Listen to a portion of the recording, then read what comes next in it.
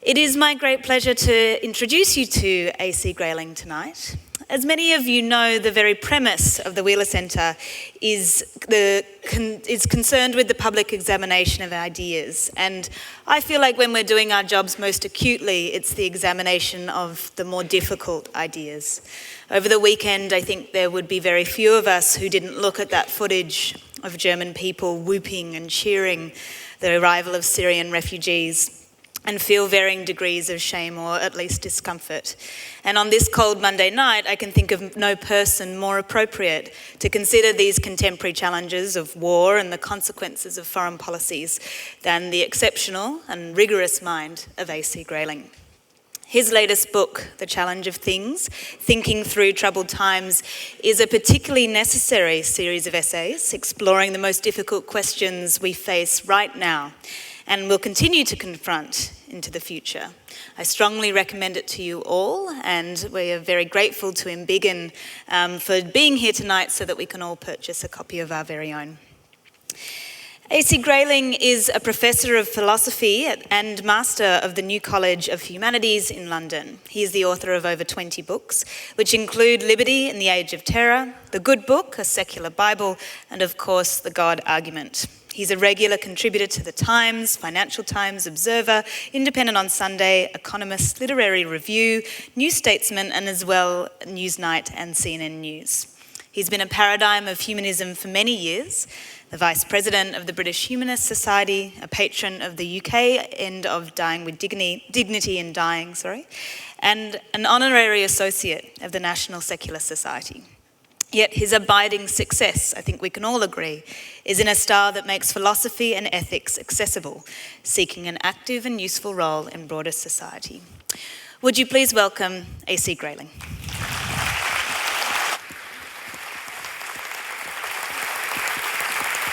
Thank you. Thank you so much. Thank you very much. Thank you. I've come hobbling on stage because last weekend I rather foolishly broke a toe. And I've discovered, despite the fact that you have a large number of toes, that they're all necessary. I thought, well, I've got 9 spare. It should be all right. It turns out not to be. Anyway, I'm been treated with very great kindness everywhere I've gone as a result of this toe, and I'm beginning to think that having a walking stick adds some gravitas, so I may hang on to it.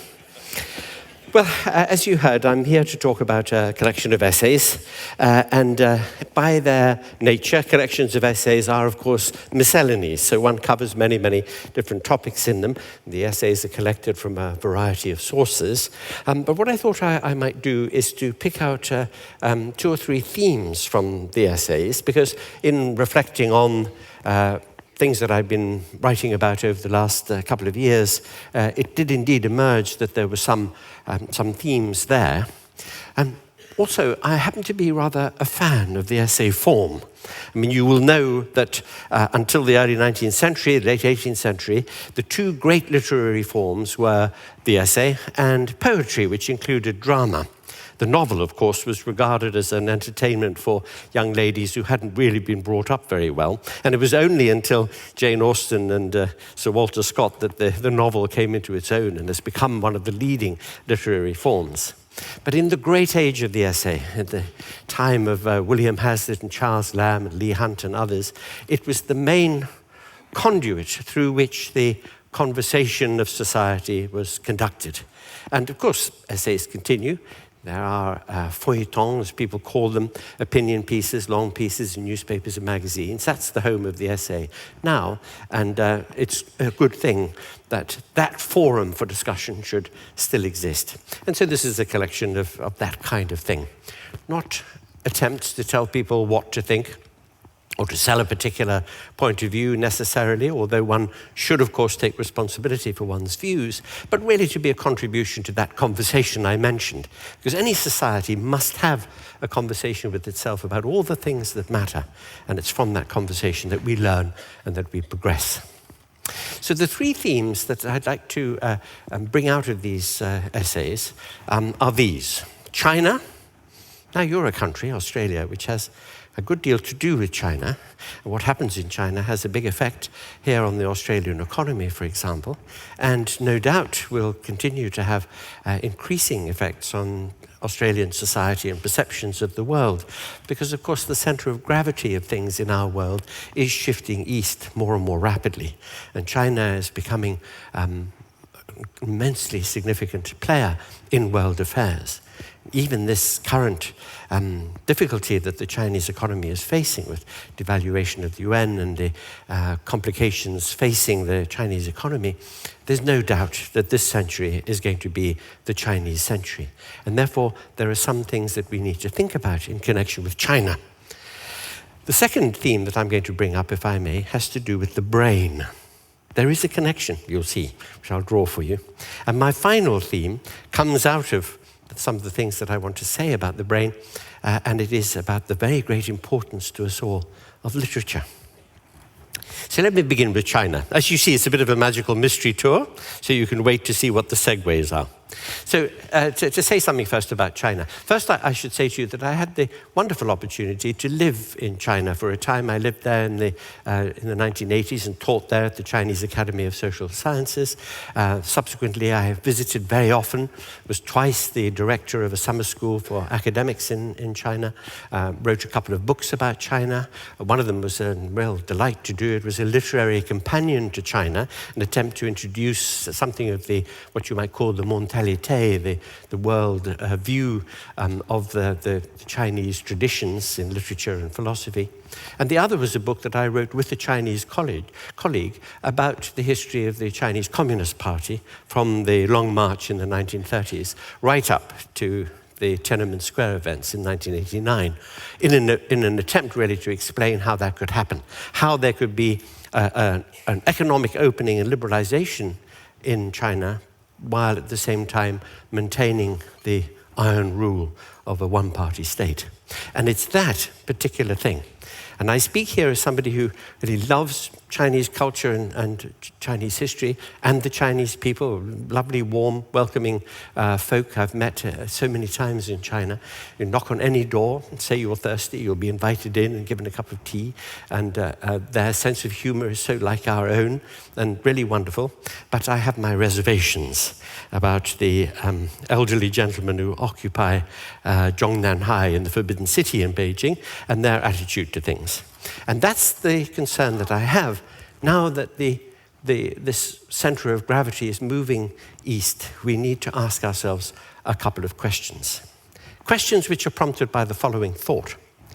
Since the Second World War, the majority of countries in the world have either become or pretend to be democracies.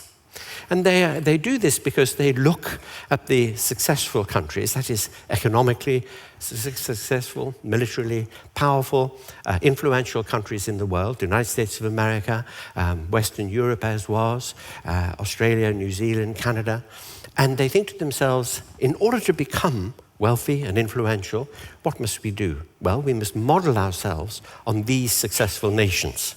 So the successful nations are the democracies and the liberal economies. But which is the successful nation now? To whom will developing countries turn and look if they want a model of how to comport themselves? Are they going to look at Europe at the moment in the Eurozone? Or are they going to look at the Chinese economy, which has been developing at 8, 9, 10, 11% per year in GDP growth? Are they going to fail to notice that the problem with democracies is elections and changes of government?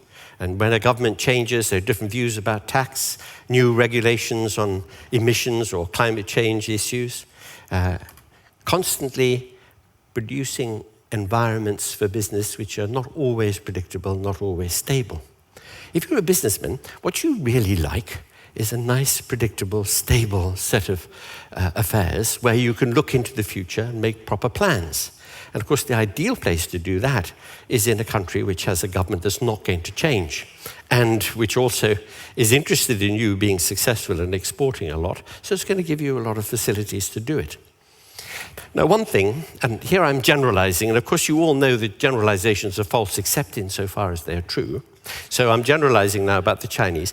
But if you look at Chinese people in Singapore and Taiwan, Hong Kong and California and everywhere in the world, you see that they are very, very successful at business. They're very energetic. They're very interested in succeeding at business. They're very good at it. And in China itself, naturally enough, the great motor of this economic development has been the natural propensity of the Chinese to get stuck into business and to make money. And as natural-born business people, they like the stability and the predictability which is offered by a one-party state where there's not going to be an election, a change of government, and a change of tax regime. Now, some years ago, I had the very great privilege and pleasure to be invited by the UN Development Agency to go to Bhutan, where the last king, not the present king, but the last king, decided that after many, many centuries of monarchy and autocracy, he wanted his country to be a democracy. So against the will of his people, he imposed democracy. He got his courtiers to divide themselves into two political parties. They had an election. And then the UNDA thought, well, it might be a good idea for there to be a discussion in this society about what a democracy is, because, of course, a democracy is not just periodic elections every 4 or 5 years. It's also an order of things. The democratic order is a situation in which people discuss, criticize, argue, blame, point the finger, put forward suggestions, have an argy-bargy about things. The sound of democracy is noise, tumult, disagreement. The sound of tyranny is silence. And so we, who were invited by the UN to go and talk about this, wanted to explain that noise and disagreement is a sign of health in a democracy, and that they must be open to this and really relish the idea of confronting one another, challenging one another, inviting ideas from one another. It was really delightful because the Bhutanese government consists of a prime minister and 8 ministers. It's a very small country, with a population of about 600, 700,000 people.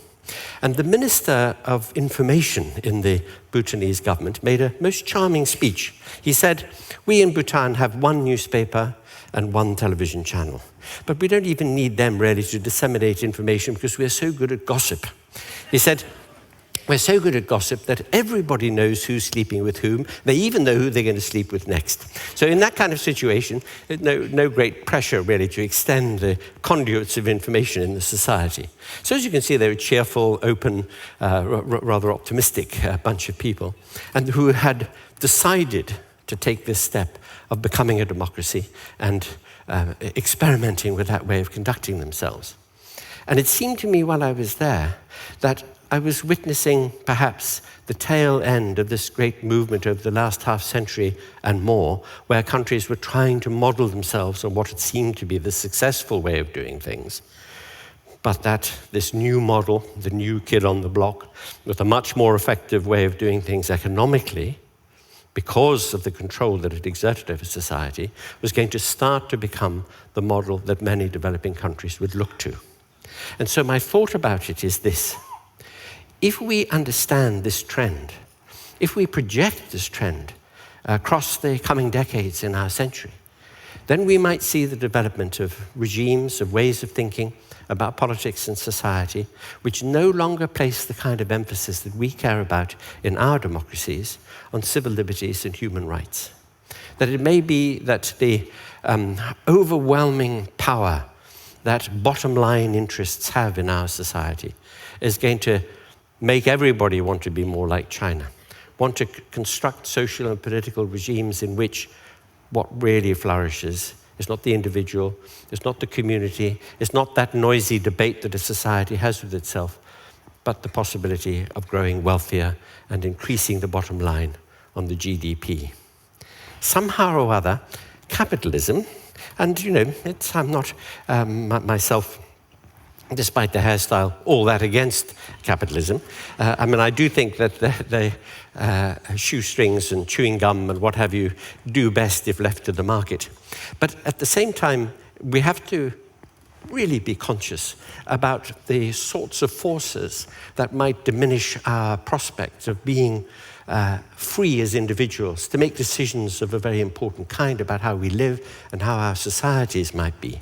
And what I see with the marriage now emerging in the East, in China, of capitalism, state capitalism, but capitalism also on an individual basis, with a kind of political regime which is intolerant of argument and dispute and change, that the marriage of these two seeming opposites is going to create a world which might not be so comfortable a world after all for those of us who care about the values that we do care about.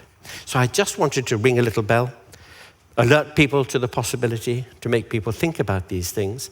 And you in Australia, I think, are at the vanguard of being able to think about these things, because the influence of China, of the Chinese economy on the Australian economy, the presence of China, the fact that with the coming agreement between your government and China, you might see an even bigger presence of the Chinese economy in the Australian economy. You have to look at Africa and one or two other places where very large numbers of Chinese technicians and laborers and others have gone into those countries to build infrastructure or build factories or to contribute to the development of technology there. And to see how very far the Chinese reach is now. And that is a good thing. We live in a global community now, and naturally enough, we're going to be interpenetrating one country and another, one area of the world and another. But we want to be able to do it in ways where important values, especially those that affect individuals, are preserved. In China itself, in mainland China, the expression which is used about going into business is 下海, which literally means to dive into the sea. But in mainland China, it means to go into business. In Hong Kong, the same expression in Cantonese means to go into prostitution. So I leave you with that thought. Perhaps another final thought on the Chinese question, and that is that because of this increasing influence that China has in our world, we do well to learn more about it. The poetry of China, its literature, its philosophical traditions, its history are really wonderful. One can relish the prospect of knowing much more about that, and we should know more about that. And we should also learn a bit of Mandarin, all of us, at very least, so that we can say, I surrender. Well, what I've suggested there is that we should think about China, we should think about the future and the future role of China. And of course, thinking is something that requires a brain. You notice that if anybody hits you on the head hard enough with an ice pick, as happened to poor old Trotsky, that not a lot of thinking follows. So it's evident that the brain has something to do with thinking. And indeed, one of the most exciting things in our world today is the very, very rapid development of understanding of the brain in neuroscience. And this is largely a function of the fact that we've developed technologies now, and in particular, the functional MRI, that's magnetic resonance imaging technology, which enables us to watch brain activity in real time, to see which structures of the brain activate when certain sorts of tasks or challenges are offered to the individual whose brain it is. Most of the people who've been examined are university students. They're known as the lab rats of neurology, because they earn a few dollars by getting stuck into an MRI scanner. And of course, one does wonder whether university students are representative of humanity at large. I know them very well, so I sometimes have my doubts, despite being very fond of them all.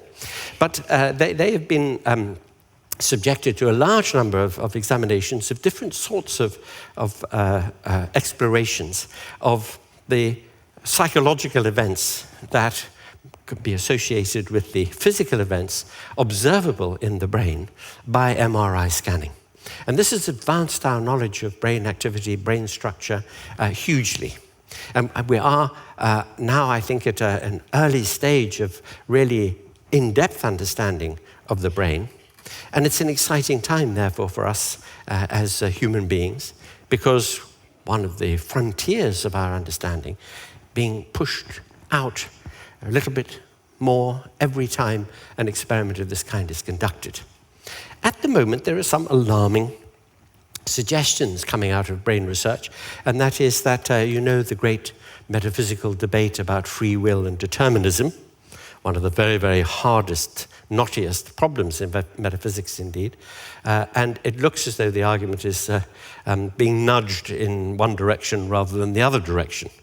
The problem is this: we think of ourselves as beings capable of making choices, of beings who should be held responsible for what we do, praised or blamed for the choices that we make. And yet, on the other hand, we think of ourselves as part of nature. Nature is a causal realm. Everything that happens in nature is caused by an antecedent state of affairs. So that if you thought of nature in an entirely causal way, then your presence here tonight at the Athenaeum in Melbourne was written in the stars billions of years ago. So which is it? Are you free? Do you choose? Are you responsible, morally and otherwise? Or are we just massively and systematically in error about that fact? And is it the case that actually, as prisoners of the causal system, what we do is always determined? Well, a lot of brain research seems to suggest the latter. Because when you're looking at a person's brain and you give them a choice, you ask them to press the red button or the blue button, they've got to make up their mind. It looks as though the brain makes up the mind before the person does, before you know what the choice is. And that does seem to present us with this slightly alarming prospect that determinism is true, that we don't have free will. Is that right? Well, now I should tell you this, that even if you repudiate the kinds of objections that people make to brain research, one of the major objections is this. You remember that back in the 19th century, people were rather keen for a time on phrenology. This was feeling the bumps on people's heads. Actually, it was quite nice to have your bumps felt. A head massage is quite nice. But people feel the bumps on your heads and say, ooh, you're very imaginative, or oh dear, you've got criminal tendencies. This depends upon where the bumps are on your skull. Well, the point is sometimes made that because what MRI scanning shows is activation of very large structures, relatively speaking, in the brain, and the brain is a massively complex organ, so that if you got down and down and down to the cellular level and the molecular level, you would have a complexity which is unimaginable even from the point of view of MRI scanning. So all that the MRI does really, says the critic, is to replicate in a very expensive way phrenology, because it's just looking at bumps on the brain rather than bumps on the skull. So how could it really be telling us something about the brain? Well, I think that skepticism goes a bit too far. I really do think that a great deal of what MRI scanning has shown us is really very valuable indeed. But does it really address the question that we're interested in having answered? Does examination of the brain tell us as much as we would like to know about the mind? Now, again, those of you, because I know you were all reading René Descartes in the bath last night, so you will remember Meditation 2, where he says, what am I? I'm a thinking thing. The essence of me is that I'm thought, I'm mental stuff. I can doubt that I have a body, and therefore mind and body are not the same thing. Mind and body are separate. Of course, it was a problem about how they relate to one another, but he bequeathed to the modern debate in science and in philosophy this problem about the nature of mental phenomena relative to physical phenomena. After all, physical things tend to have a location in space, they tend to have a weight or a smell or a color, a lot of physical properties, but thoughts don't have those properties. A thought doesn't weigh anything, it doesn't have a color like pink or beige. And it certainly doesn't seem to have a very precise spatial location, despite what MRI scanning shows us, because you can't say, well, the thought of my mother is just behind my left ear. So it looks as though mental and physical phenomena are very different. And this view that they are different is called dualism, and owes itself to Descartes. I should tell you a little anecdote about that. Descartes was a very little fellow and a very, very proud man. He was very proud of himself and thought later on in his life that he should really be given a title and a pension by the king, in acknowledgement of the contributions he had made to philosophy. But unfortunately, France, just at the time he was thinking this, France went through one of its periodic revolutions. The French are always having revolutions. So there was no chance of that. He was invited to go to Sweden by the Queen of Sweden, Queen Christina. He took a long time thinking about this, and when he finally turned up in Sweden, she'd forgotten that she'd invited him, And she was a woman of enthusiasms which came and went rather rapidly. And by the time he did turn up, she'd forgotten that she'd been enthusiastic about philosophy. So she said to him, oh, Monsieur Descartes, well, how nice of you to turn up. Will you write us a play? Which he'd never done before and didn't want to do. So he very reluctantly wrote a play, a very bad one, and the Swedes loved it. And they said to him, we want another one. And this time, could we have a shepherd and a shepherdess and an escape from a window? And he said, nope, I'm off back. I'm not staying here.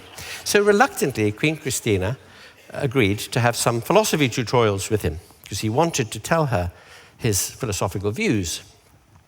Now, she'd heard that he liked to lie in bed until noon every day. It's the fact that he did so, by the way, which has caused most of us such suffering at school when we had to learn geometry, because one day he was lying in bed, he saw a fly crawling on the ceiling, and he recognized that if he treated the two walls at right angles to one another as axes of a graph, he could plot the position of the fly with just two numbers anywhere on the ceiling, hence our agonies over Cartesian coordinate geometry. Well, she thought she would play a bit of a trick on him. She made him give her tutorials at 5 o'clock in the morning in her unheated library in her castle. And what a trick it was, because he caught a chill, it became bronchitis, it turned into pneumonia, and he died.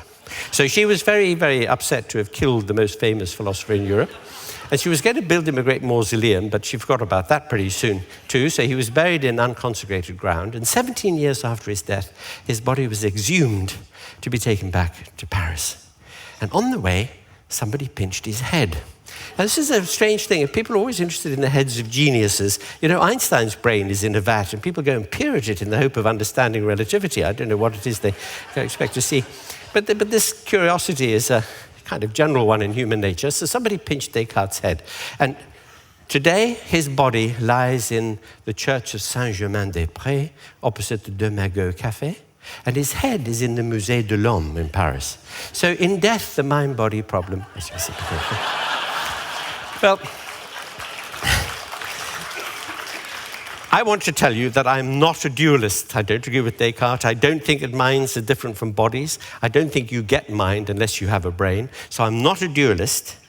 But I don't think that you're going to learn everything that we want to learn about minds just by looking at brains, for the following reason, that a mind is the result of interaction between brains. Think of it. Your parents, your teachers, your friends, the people around you in society, those brains, in relation to yours, help to form your mind, your character, your interests. If the relationship between your brain and other brains, and indeed the relationship between your brain and your physical environment as well as your social environment, is what takes the natural endowment, the nature part of what you are, your genetic inheritance, and works on it and helps to create the personality, the intellect, the set of memories, the outlook, the values and beliefs that you hold. So a mind is the product of a set of relationships which are not going to be observed by looking at a single brain in an MRI scanner, but which can only be understood when you know something about sociology and psychology, when you know about the broader set of relationships between individuals that form individual minds. So the great promise which is held out by the neurosciences at giving us a much, much more detailed understanding of how brain functions is certainly going to help us across a great range of issues. It's going to help us to understand Alzheimer's and Parkinson's disease. It's going to help us think about what kinds of treatments we might develop in those directions. It will also help us to understand which structures in the brain are associated with emotions and cognition and memory and perception. And these are going to be extremely valuable things to learn. But they are not going to be the complete story. And the complete story about the mind, about mental life, about thought, belief, desire, will, emotion, love, the kinds of things that really matter to us, are going to require something else. And the something else that they're going to require is what we learn when we read, when we think, when we encounter others in our individual experience. And one of the great resources for thinking about that, by thinking what a human life is like and what a human mind is like, is literature, understood in its broadest sense, to include the reading of history and philosophical debates, but literature, Think of it. Think of all the stories we tell one another about what it is to be human, about what it is to love and be loved, to experience grief, to have great ambitions, to strive and to struggle. Literature provides us with windows into many, many different kinds of human life and experience. Because however energetic we are as individuals, we can only live our own life and have direct insight into the lives of people in our immediate environment. But to know about the great diversity and plurality of human nature and human possibility, we have to read. We have to read sympathetically and attentively. I often say to my students that one of the deepest and richest resources for philosophical reflection is the novel, or poems, or theatre, and the extension of theatre into cinema. Take anything that you're very familiar with. You all know, don't you? You all know Pride and Prejudice by Jane Austen. Well, among the many things that make it a work of literature, the wonder of the writing, the irony in it, the beauty of the characterization, there is this golden thread that runs through it of philosophical insight. You may remember what happens. Elizabeth Bennet and Darcy meet at a provincial ball. They take against one another. She thinks he's frightfully stuck up and snobby. He thinks she's vulgar because her mum is vulgar, so he generalizes the whole family. And he dissuades his friend from marrying Elizabeth's sister because of that belief he has about the family being beneath them. And of course, Elizabeth is very angry with him about this because her sister is so distressed by the fact that her hopes have been dashed. And so she doesn't like him because of this. Now he, of course, sees the point of Elizabeth much longer before she does, because he sees that she's a very true person, a rather wonderful person. He falls in love with her, but he doesn't have much hope. She sees the point of Darcy when she sees his big house in the country, which Pemberley it was called, which I mention not because she thought, hello, there must be a few dollars here. It wasn't because of that. It was because she suddenly understood why he was seen so snobbish. And back in the early 19th century, when you inherited a great estate, great house full of art treasures, many farms, tenant farmers, you had a responsibility to pass it on, either intact or enhanced. And the way to do that was to marry money. Elizabeth Bennet didn't have a penny. But when she went into the house and met the housekeeper, and the housekeeper told her how lovely Darcy had been to his sister, how well he'd looked after her and so on, she realized that she'd made a mistake. And that was the key. Each of them had made a mistake about the other. They had made a misjudgment. And the whole novel is about how they'd unlearned that mistake and come to see one another truly. And they got their reward, which was each other at the end. They married. And we hope that they lived happily ever after. But of course, P.D. James has rather complicated things by telling us that there was a murder at Pemberley, so we don't know what happened next.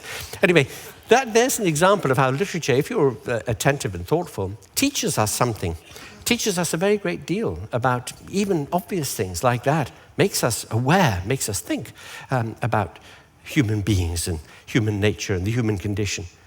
And therefore it enriches our understanding and enhances our ability to live lives that are well worth living, that have in them that information, think of the etymology of that word, the shaping that a conscious alertness to human possibility provides for our own lives and our perception of others. So the mind, in the end, the mind in your head, the minds that are formed by your encounters with other people, has this hunger to be informed and to be expanded. It needs a broader horizon of view, which gives us many, many more chances really to connect with others and to live flourishingly and fully. And we get that from always being attentive, always wanting to learn, always being ready to absorb the stories that we get best and foremost from literature. So one of the themes that I discuss is China. There are many others. Another theme is the great advances in brain science and a discussion of the way that that works.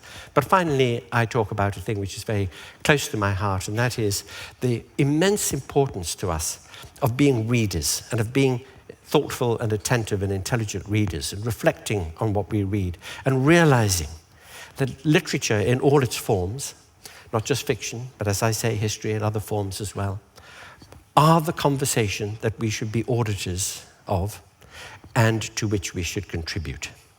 So I end by reminding you of something you may very well know. Wonderful essay by Plutarch I'm sure, this being Melbourne, you were all reading Plutarch in the bath in the original Greek last night. Well, it's not one of his parallel lives of the great Greeks and Romans, but an essay called The Dinner of the Seven Wise Men. Now, in those palmy old days, it was the men who went to dinner. I think this was because the ladies were actually doing something more important at home. But it starts off with two of the guests at the dinner party on their way. One says to the other, "We know what the duty is of a host at a dinner party. A host must provide the food, the wine, the entertainment. But what is the duty of a guest?" The other one said, "Well, the guest's duty is to be a good conversationalist. And that means somebody who is knowledgeable, who is informed and thoughtful, who has a point of view and can express it, articulate it, and defend it in discussion, but who is also a good listener, who hears what other people say."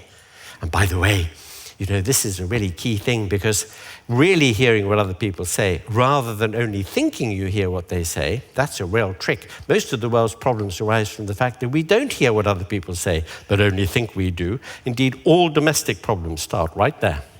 So to be very attentive and to be good at listening and hearing, you know, knowing where people are coming from and able to engage with them and to draw them out, understand their point of view and their motivations, even if you don't agree with them, and then to be able to discuss it with them, debate with them, challenge them if necessary.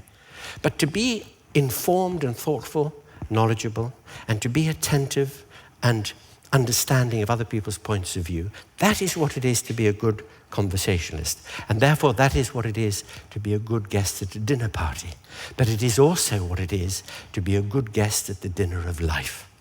And that is what we get when we are thoughtful readers. All our lives long, always ready to learn, always hungry to do so. So in these essays, I move from talking about things like China, also about war and other topics, and about what's happening in science, and especially in brain science. But in the end, it comes down to saying, let us always be thoughtful readers. Let us be good guests at the dinner of life. Thank you very much, everybody.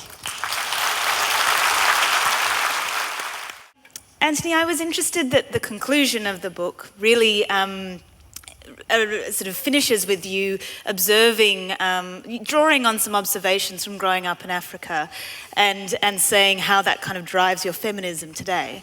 And I was wondering what other childhood discoveries or kind of observations have driven the way that you think now. Well, I should just mention about that it was sort of fortunate in a way. I spent my childhood in what is now Zambia, right on the border of the Congo. There was no television.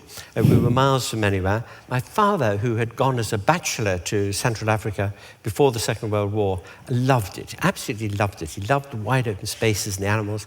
And my mother hated it. She was scared of scorpions and spiders, and she thought that the people of Africa would rise up as one man and murder us in our beds. And they had a lot of justice, by the way, and surprising that they didn't.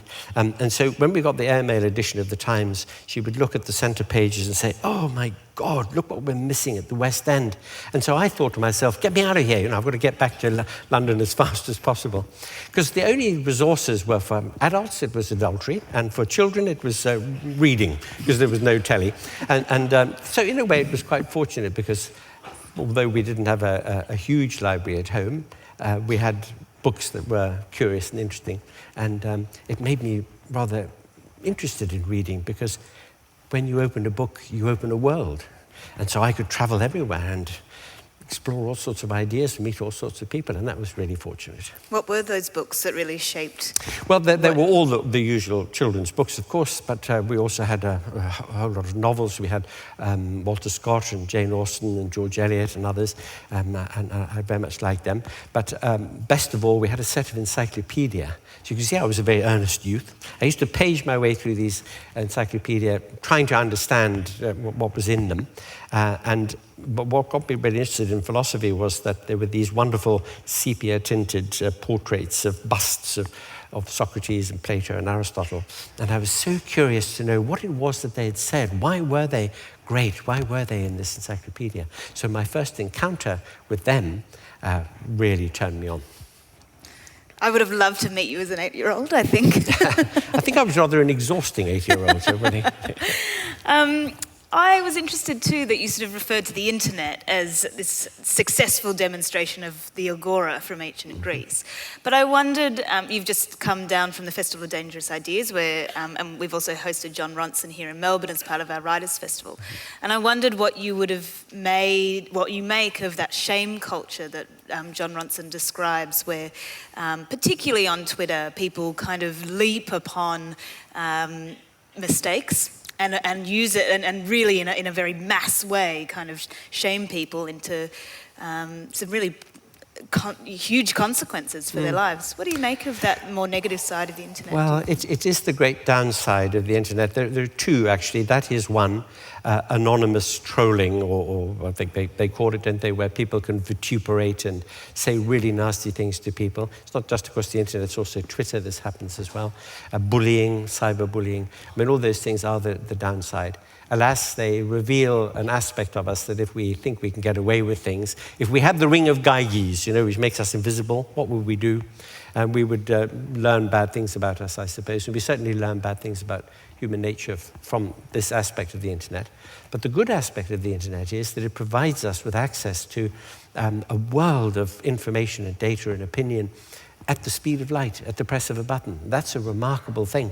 And I was saying in Sydney at FODI that means that there has to be an important shift in how we think about what the purpose of education is, because it's no longer the case as used to be before the introduction of the internet, where what happened in the classroom was the teacher was downloading from his necktop or her necktop to the necktops of the students in the classroom information, dates, formulae, equations, capital cities. But now you can get all that stuff on the internet. So now what we have to do is we have to teach our students and pupils to be very good at making use of that information properly, being good evaluators of it, very critical about it, reflective about it, know how to check up on it. And I told the story there in Sydney, which I love to tell everybody, about Bernard-Henri Lévy. If you know who this is, contemporary French philosopher, has flowing locks. You don't have to have flowing locks to be a philosopher, by the way, but he has them. And he's famous for his dress style because he wears plunging décolletage. In fact, he doesn't have buttons on his shirts. They're open to his belly button. And I did ask him once, I said, Bernard, why do you wear your shirt open to your belly button? And he said, and I quote, because I'm hot. Anyway. Now he recently published a book, and in this book he quoted an unknown French thinker of the 18th century called Botul, B-O-T-U-L, quoted him with approval, only to discover when the book was on the bookshelves that there is no such person. Some joker on the internet had made him up. And Bernard would have noticed this if he had further noticed that Botul's theory is botulism. Well, so he was asked, how could you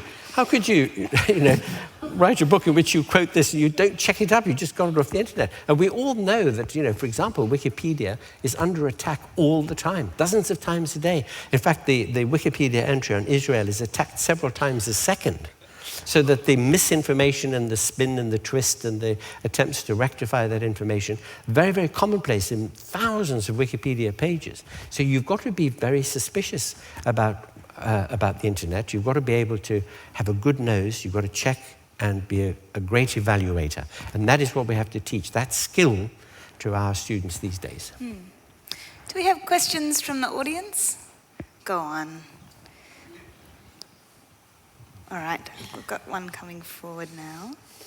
It was such a complete account of those different themes that you feel satisfied. You don't have to ask me questions. I always say, by the way, questions, comments, or complaints. Now, that does widen the field a little bit more. There's one. When you were talking about the experiments around free will and this worry that it's all determined for us, and you say that we look at the image and it's not actually the person making a decision; it's their brain that made that decision. Are we not just sneaking dualism back into the conversation there? My brain is something other than me that does things that aren't my decision, they're not my will, or they're not my agency, or something. Yeah, it's a very interesting question, that. And here, in all these very interesting and very important debates, we have to do the sort of mental equivalent of play pick-up sticks. Do you know that game? You hold a cluster of sticks You drop them and then you have to pick one up without disturbing the others, that game. You have to do that in these areas too. Firstly, you have to distinguish the concept of a person from that of a mind, or indeed of a human being. Because the concept of a person is a forensic concept, a concept used in morality and law. Person is a self-reflective, self-aware locus of responsibility. So a day-old baby is not a person, because you can't take a day-old baby to court or regard it as the owner of property and so on. And a person who, perhaps very late in life, who becomes in some way compromised intellectually, technically speaking, is no longer a person, but is a human individual and demands our respect and our care just as the baby does. So we must separate personhood from mentality. The point about mentality and personality associated with that mentality is that most of what happens in our mental lives happens non-consciously, below the level of consciousness. So non-conscious computation of huge amounts of data that our senses provide us and our memories match. So this function of collecting and integrating and giving a perspective to our experience, which we think of as the individual, as the self, but which is a multiple thing because we are slightly different selves to different people, is some aspect of ourselves, some higher order function of ourselves, which is not quite the same thing as all the other things that our minds do. And that's why it's possible to separate the sense of self or an individual or something that one can identify, which has certain continuities of property, of character, from all the different things that our brains do in computing information. So I think there is a way that we can say, I have a brain, and my brain does a lot of things for me. It controls my breathing and my body temperature and so on, which I don't do consciously. It deals with a lot of information I have. It stores memories that I have, which I don't at the moment access. So I am something that is, of course, secreted by the brain, but it's not exactly coterminous with it. That was a more complicated answer than you were expecting. Yeah. Thank you. Particularly given where you grew up, are there things that you've seen as a child that you didn't think ever would change that have changed? And then now are there things in the world that you see that you'd like to see change that you think won't change in your lifetime? That's a great question, thank you. I have to say that my mother was a really dreadful racist. She used to say really horrible things about I had very little to do with my parents, I ought to tell you, because they were rather remote Edwardian type parents, and I was brought up by the servants that we had in Africa, of whom I was very fond. My parents were also very bad at explaining things, so when I went off to my prep school at the age of 7, they told me I was going off to school, but they didn't say they were coming to fetch me back again at any point. So when they left, I thought that was it. And the people that I rather missed were my servants. But when I became conscious of the racism, my father wasn't at all racist. He was very sort of open person. But I was on the side of the people that I had most to do with.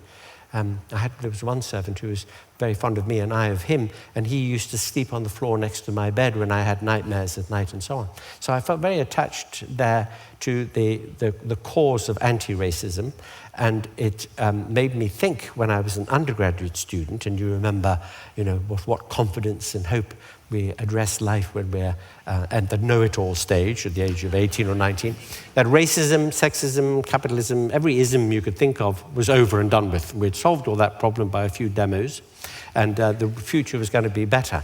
Well, what I've learned since then is that everything worthwhile is worth fighting for, that sometimes the things that we fight for seem to be hopeless. We seem not to be making any kind of progress with those causes at all. And then a tipping point comes, followed by a cascade effect, and things can change very rapidly in society. And so perhaps the greatest lesson is that it's always worth keeping on, keeping on.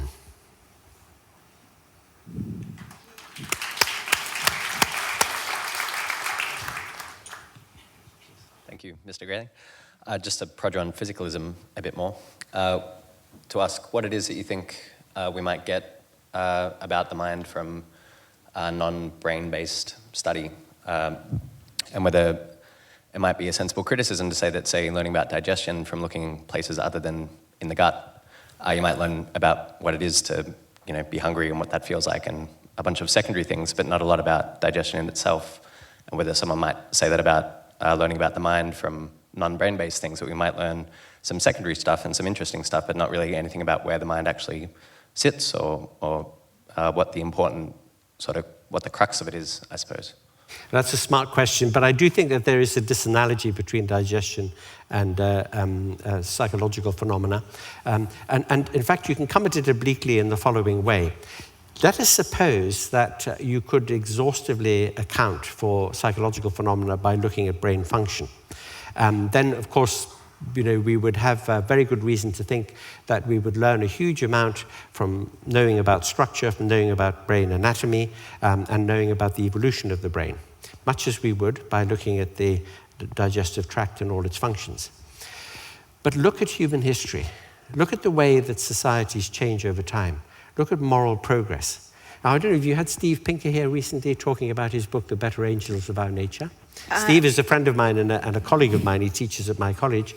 And this book that he wrote, The Better Angels of Our Nature, is very extraordinary because on good empirical grounds, using fairly hard data, he shows that over the course of history, the percentage of people in populations who die in violent circumstances, in conflicts, in war and in civil war, has been decreasing throughout history. And since the 18th century Enlightenment, that decrease has been more rapid. And this is despite what happened in the 20th century with the First and Second World Wars and the Holocaust and the rest. Now, this seems to suggest that humanity is making some progress morally and politically, some, halting and imperfect, but making some progress.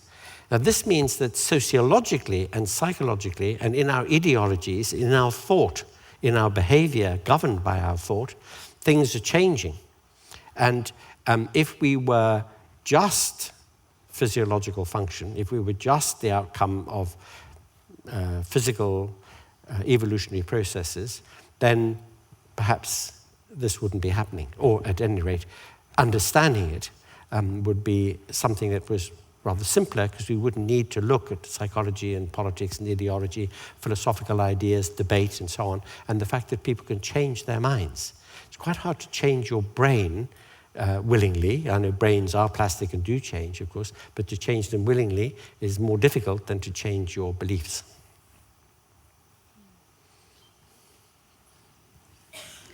Professor, I'm an avid reader of most of your works. And I've been waiting for you to grapple with a title like The Meaning of Justice. Most philosophers over the centuries have grappled with that concept, but your work touches some of it, but you've never, as far as I could see, actually spent a lot of time on that topic as a philosophical concept. I'm hoping you will. Well, that's very kind of you. Thank you. As you know, the word philosophy is a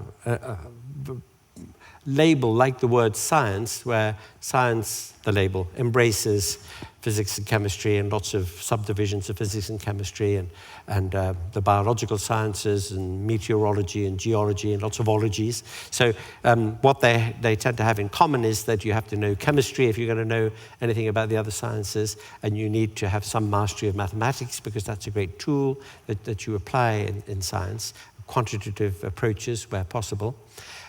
The same is true of philosophy. So philosophy is a very broad-ranging subject, and you have metaphysics and theory of knowledge and ethics and political philosophy and so on. And philosophical debate about the concept of justice. So when you read people like Rawls and Nozick and various others, look back across the landscape of philosophical history and you see contributions from Mill and Hobbes and the like, is an area, a specialist area in philosophy, political philosophy, which is a very important one, and which does have, like other areas of ethics and political thought, impact on wider society. Much more immediate impact than, for example, thought in, let us say, metaphysics. So it is a very important area, and there is a huge literature on that subject, and it's a very specialized literature. And there are therefore two ways of approaching it. One is to get involved in the technical discussion about the nature of justice and distributive justice, and to look at different theories about how justice can be applied in society. And the other is to look at more practical or applied aspects of how one could try to create more justice in society, social justice being a very key issue for societies, especially societies like our own, where the tendency always is for injustices to creep in wealth distribution and the like. And it's that more applied second area that I take an interest in, but it emerges in what one writes and what one thinks in ways that don't always look as if they're about social justice. So it's there, but not always under that name. Anthony, I did want to ask you about, because you have written about the role of a public intellectual, which is something that the Wheeler Centre is obviously founded on, and I wanted, is the sort of practical application of philosophy in the form of a public intellectual sort of the way that works, or are there other kinds of, strategic interventions or ways that you feel like you're shaping foreign or domestic policy?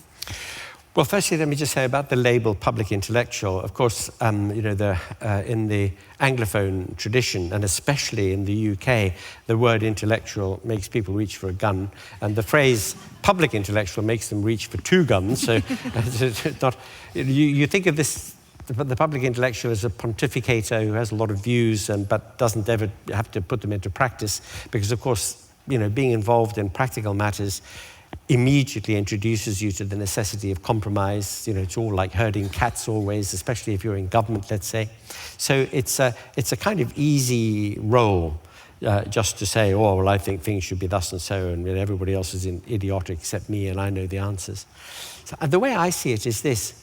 People who have the wonderful, wonderful luck, really, to spend their lives reading and debating and thinking and writing and learning about views, they have, if they have any kind of a knack for it or an interest in it, a sort of responsibility in a way to be part of the conversation. Not to tell people what to think or what to do, but to say, well, here are some ideas, and this is what people have thought in the past, and what about this, and to be part of that discussion. Because if you have interested and engaged people who read and who think and who have the opportunity to do it, who are indeed paid to do it, then they really ought to be sort of on tap.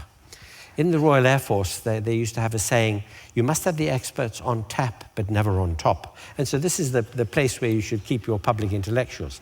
Turn them on occasionally if you'd like a few ideas. And when they start going on too long and producing very long words like marmalade and corrugated iron, you can turn them off. And down here. Yeah, my interest is in moral development and and tolerance. Now, in relationship to your discussion about the physical and the social or the gene-environment interaction, how would you explain your mother's racism and your father's maybe tolerance or lack of racism? Well, I think it was formed really by experience and the lack of experience. In my father's case, when he first went to Central Africa, he went, with wide-eyed wonder and a sense of adventure, and he'd heard a bit about it, and in the 1930s it was an exciting place to be, and he wanted to hunt and shoot and fish, and he did those things. And because of the war, he became very averse to shooting things and hunting things, and became rather passionate about game preservation. And Africa is a wonderful place to be a conservationist, and so he contributed to that too. In my mother's case, I think it was ignorance, and ignorance breeds fear. If you don't really understand where you are and what you're doing, then you're alarmed by it, and shadows make you jump. And she didn't want to be interested in it, and therefore she remained ignorant, and that was, I think, a source of problems. I'd like to tell you a little story very quickly, which sort of illustrates how by confronting something or learning something about a situation, your whole attitude towards it can change. When I was a little boy, this servant I told you about, who was the kind of head servant in our group of servants, and who was very fond of me because he'd been with the family before I was born, his name was Johnny Penza. And he told me a story, and he said, You know, it was once the case that all the people of the world were black, and God, who is white, wanted them to become white like himself. So he sent the animals to call them to bathe in the lake, and this is Lake Malawi in Nyasaland as was. And he sent a cheetah to the people of the north, and the cheetah is very swift, and it summoned all the people, and they came and bathed in the lake, and they became white like God. But the animal that went to the people of the east was the hare. And the hare, although swift, is not as fast as the cheetah. So by the time it had got all the eastern peoples to the lake was muddy and churned up. They bathed in it and they became brown. But the animal that was sent to the people of the south was the chameleon.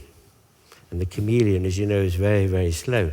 And by the time it got to the people of the south and they'd got to the lake, there was no water left, only damp sand. And all they could do is to press the palms of their hands and the soles of their feet to the sand, which is why a black man has pink palms to his hand and to his feet.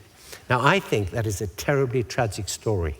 It really upset me when I heard it, because it shows the mindset that had been engendered in the people we lived among in Zambia and Malawi have been influenced by what these wretched missionaries had been teaching them and saying to them, and pictures of Jesus, you know, who is a well, you know, sort of Englishman, isn't he, with a beard and a nice complexion and so on. And it had given rise to these stories. And I, as a child, was you know, absolutely struck as if somebody had kicked me in the stomach by it, to think that this could be something that was part of the self-representation of these people, something that we had done to them. So there is how experience leads to the sorts of reactions and beliefs that we have. I'm interested, Anthony, too, how there's, you know, throughout your thinking, you're constantly sort of acquiring questions on different things. That seems to be how you kind of move forward through an idea. But there's some parts of how you approach the world that you're pretty resolved on, and atheism is one of them. How do you access and sort of find those ways to hear and listen afresh to things you don't agree with? Well, one must, of course, always be prepared to listen to, you know, points of view and to the reasons that people can offer, and to evaluate the strength of the argument that they have. But again, it's wonderful to have an open mind, but if it is so open that your brains fall out, then that's no good. So you've got to have some standards, and you've got to get, you know, some thought and take some stands, even if you're ready for that stand to be overturned by a really good, powerful argument or a set of evidences against it. Now, in the case of my atheism, for example, people say, why aren't you an agnostic? Why don't you say, well, you don't know, and so on? Well, it's because, and this is another example of pick up sticks, it's because we know very little. The concept of knowledge is the concept of an ideal that we work towards, like the concept of truth. It's an ideal of inquiry. We can know some things. We can certainly know a priori things like truths of mathematics and logic, for example, but that is maybe because they are functions of definitions. But to know things about our world and about the past, about the cosmos in general, well, that is a matter of our best inferences from the inquiries that we make, our most disciplined experimental work and our observations. So we try to work things out from there. And if you talk to any scientist, any self-respecting scientist says, well, you know, we've got evidence, and we can premise some of this evidence in other things that we do, but it's all defeasible. A better experiment or new data might show us differently. So everything is pro tem, and we're working our way through, although there are some things that we feel pretty confident about, but we would never say we know, absolutely. So it is not a matter of knowledge, it's a matter of rationality, of rational belief. What is it rational to think? What is it rational to believe? What is the rational basis of action? And I'll give you an example. Supposing you say, look, every time I've been in the rain without an umbrella, I've got wet. But I've been reading David Hume recently, and he's pointed out that induction is unreliable. It doesn't matter how many times the sun has risen in the past, it might not rise tomorrow morning. There's no guarantee. I mean, think of the chicken. The chicken got fed every day and protected from the foxes and thought to itself, life's pretty good, until it ended up on the dinner table. So this is a proof that induction is a little bit iffy. So you think to yourself, well, I have got wet in the past, but I might not get wet the next time it rains and I haven't got an umbrella. You look out of the window, it's pouring, like it did the other day Sydney. And you think to yourself, right, I'm going out, but this time I'm not going to take an umbrella because I might not get wet. What are the neighbors going to think? They're going to think you're an idiot, aren't they? Why? Because you're not being rational. What does rationality mean? Think of the word. Ratio means proportion. Proportioning the evidence to the judgment, to the action. So to be rational is to look at the evidence. And when you say to yourself, is it rational to think that one should attach any credence to the thought that there are fairies at the bottom of my garden, you would come to the conclusion that it isn't. And the arguments for and against the existence of fairies are exactly the same as the arguments for and against the existence of gods.